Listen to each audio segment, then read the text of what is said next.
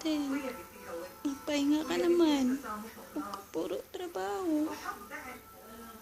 Hindi ka na natutulog. Nagkakasakit ka na.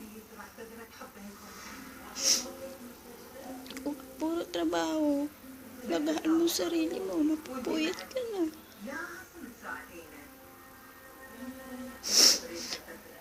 Sana lagaan mo naman yung sarili mo. Kain ka ng marami, ha? Mas importante kasi yung kalusugan mo. Yung mapasaya kami. Yung natutuwa kami. Nawala yung problema namin sa inyo.